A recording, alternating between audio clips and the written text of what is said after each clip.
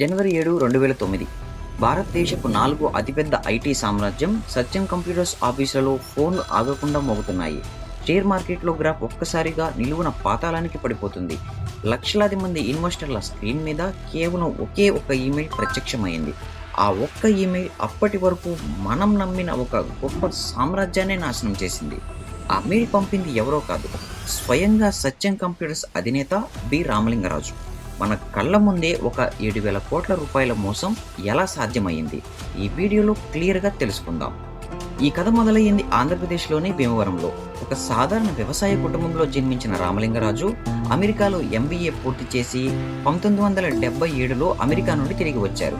అప్పట్లో మంచి ప్రాఫిట్స్లో ఉన్న రియల్ ఎస్టేట్ అండ్ కన్స్ట్రక్షన్ ఫీల్డ్లో కంపెనీస్ని మొదలుపెట్టారు. అయితే ఆయన అనుకున్నట్లుగా ఈ 2 బిజినెసెస్ కూడా సక్సెస్ కాలేదు. కన్స్ట్రక్షన్ ఫీల్డ్లో ఉన్న విపరీతమైన కాంపిటీషన్, ఇన్వెస్ట్ చేయడానికి సరిపడ ఫండ్స్ లేకపోవడం వల్ల ఆయన చాలా ఇబ్బందులను ఎదుర్కొన్నారు. ఈ బిజినెసెస్ అన్ని నష్టాల్లోనికి వెళ్ళిపోయింది. సరిగ్గా అదే సమయంలో అమెరికాలో ఉంటున్న రామలింగరాజు స్నేహితులు ఒక ఐడియా ఇచ్చారు. అమెరికాలో సాఫ్ట్వేర్కి విపరీతంగా డిమాండ్ పెరిగిపోయిందని, ఇండియాలో ఉన్న టాలెంట్ని ఉపయోగించుకొని సాఫ్ట్వేర్ సర్వీస్ని అందించవచ్చని సూచించారు.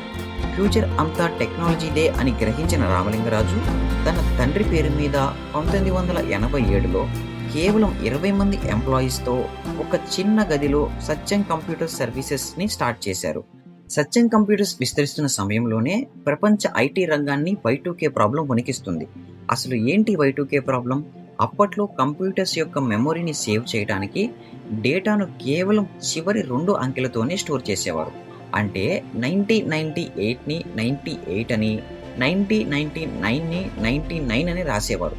కానీ 2000 ఇయర్ రాగానే అది మళ్ళీ 00 అవుతుంది. అప్పుడు కంప్యూటర్స్ ఆ 00ని 2000 అని కాకుండా 1900 అని అర్థం చేసుకుంటున్నాయి.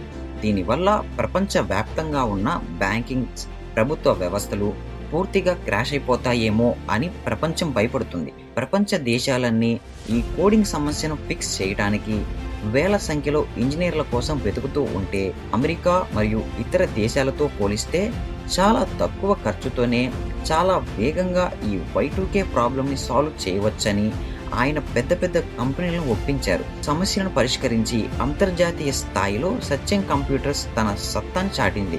1987లో కేవలం 20 మంది ఎంప్లాయీస్తో మొదలైన ఈ కంపెనీ 2008 వచ్చేసరికి 53,000 మంది ఉద్యోగులతో ప్రపంచవ్యాప్తంగా 60 దేశాలకు పైగా విస్తరించింది. సత్యం కంపెనీ ఎదుగుదల కేవలం ఆఫీస్కే పరిమితం కాలేదు, స్టాక్ మార్కెట్లో కూడా ఒక ప్రభంజనాన్ని క్రియేట్ చేసింది. 1991లో సత్యం IPOకి వచ్చినప్పుడు షేర్ వాల్యూ చాలా తక్కువ, కానీ కంపెనీ ఎదుగుదల చూసిన ఇన్వెస్టర్లు ఎగబడ్డారు.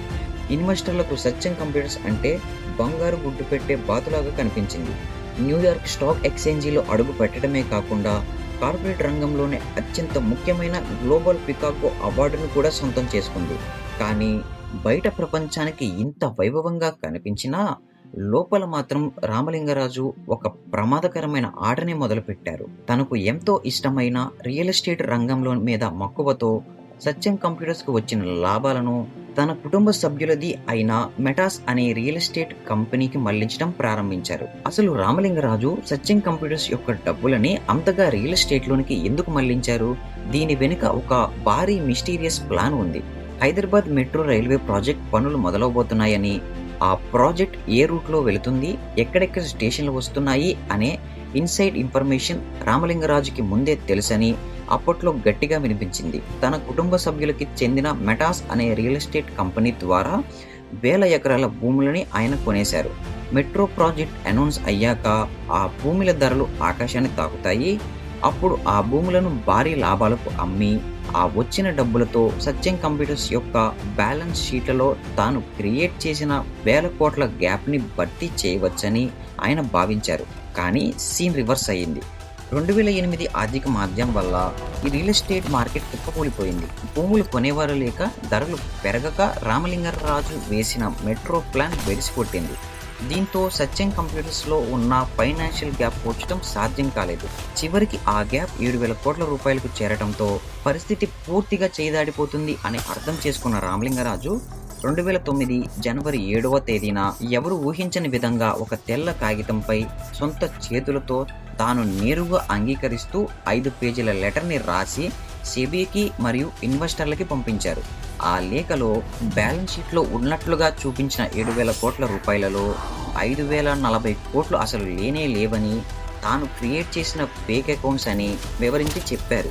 ఈ తప్పులన్నిటికీ తానే పూర్తి బాధ్యత వహిస్తానని, తన కుటుంబ సభ్యులకి కానీ బోర్డ్ ఆఫ్ మెంబర్స్కి కానీ ఎటువంటి సంబంధం లేదని, ఒక వ్యక్తి తన సొంత సంతకంతోనే తన వ్యాపార సామ్రాజ్యాన్ని తానే కూల్చుకుంటూ రాసిన ఈ లెటర్ భారత్ కార్పొరేట్ చరిత్రలోనే అత్యంత షాకింగ్ డాక్యుమెంటరీగా నిలిచిపోయింది.